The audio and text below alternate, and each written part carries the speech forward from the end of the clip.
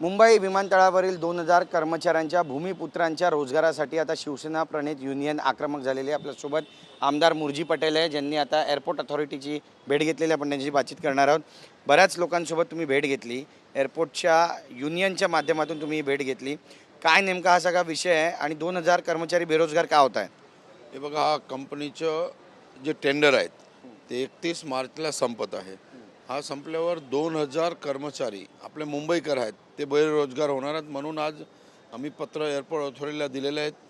आमचे महाराष्ट्र राज्याचे लोकप्रिय उपमुख्यमंत्री एकनाथ शिंदे साहेबांच्या नेतृत्वात हजारोच्या संख्येने आज सगळे जमले होते आणि जे कर्मचारी सगळे होते आणि एअरपोर्ट अथॉरिटीला CEO मिस्टर झा त्यांना आम्ही निवेदन दिलेलं आहे। त्यांनी आम्हाला आश्वासन दिलं की एकही कामगाराला आम्ही बेरोजगार होऊ देणार नाही।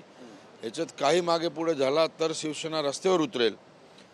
जे कंपनी टेकओव्हर करणार आहेत ते सगळं कामगाराला सांभाळून घ्यायचं असं मागणी आम्ही पत्राद्वारे आज CEOकडे केलेली आहे।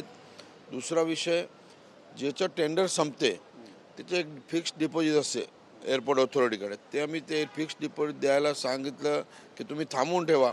जोपर्यंत कामगार आहे त्याचा भत्ता आणि ते पूर्ण पेमेंट पूर्ण होत नाही तोपर्यंत डिपॉझिट परत करायची नाही। असं 3 मागण्या आम्ही आज एअरपोर्ट अथॉरिटीकडे केलेली आहे आणि त्यांनी आम्हाला आश्वासन दिलेलं आहे की एकही कामगाराला आम्ही बेरोजगार होऊ देणार नाही। याच्यात जर काय मागे पुढे झालं त्यांना 1 आठवड्याची आम्ही वेळ दिलेली आहे। मागे पुढे झालं तर कामगाराच्या बाजूनी शिंदे साहेबाच्या नेतृत्वाखाली शिवसेना रस्त्यावर उतरेल। नक्कीच, पण शिवसेना स्टाईल आंदोलन करावं लागेल तुम्हाला असं वाटतं आणि एअरपोर्टची मुजरी सुरू आहे? आत्तापर्यंतचा आमचा अनुभव आहे, आमच्या युनियनला भरपूर आम्ही आंदोलन केलं पण प्रत्येक वेळा आम्हाला यश भेटलेले आहेत। तुर्कीच्या वेळी आपणही स्वतः होता, मग कॅन्टीनच्या विषय प्रत्येक गोष्टी आम्ही जे मागणी केली ते एअरपोर्टनी मान्य केलेली आहेही करणार असं मला विश्वास आहे। जर नाही केलं तर हजारोंनी संख्येत कामगाराच्या बाजूनी हा शिवसेना एकनाथ शिंदे साहेबांच्या नेतृत्वात रस्त्यावर उतरेल। मुरजीभाई, एक राजकीय प्रश्न आहे, तुम्ही PAPचा मुद्दा अधिवेशनामध्ये उपस्थित केला होता, काय झालं त्याच्या पुढे? हे बघा, PAP हा मुंबई शहरामध्ये सर्वात मोठा मुंबई महानगरपालिकेचा भ्रष्टाचार हा PAPचा भ्रष्टाचार। हा PAP आता तुम्हाला माहिती आहे की मोठे मोठे जे सेल बिल्डिंग आहेत, मोठे मोठे टावर आहे, त्याच्यात PAP असतात।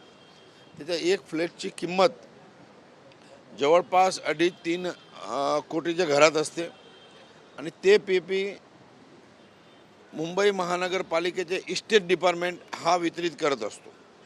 इस्टेट डिपार्टमेंटचे वॉर्ड ऑफिसर आहेत मिस्टर पृथ्वीराज चव्हाण, त्याच्या नेतृत्वाखाली हा वितरित असताना ह्याच्यात मोठा घोटाळा हा पृथ्वीराज चव्हाण साहेबाच्या नेतृत्वात झालेला आहे।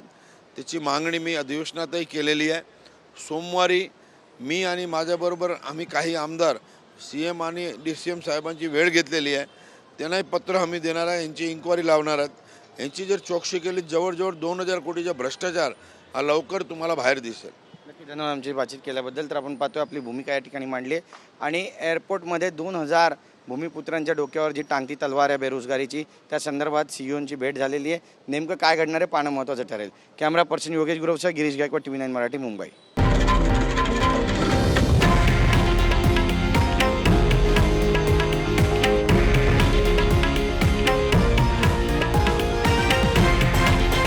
हे आहे देशातील नंबर 1 न्यूज नेटवर्क आणि आपण पाहत आहात TV9 मराठी, एकमेव।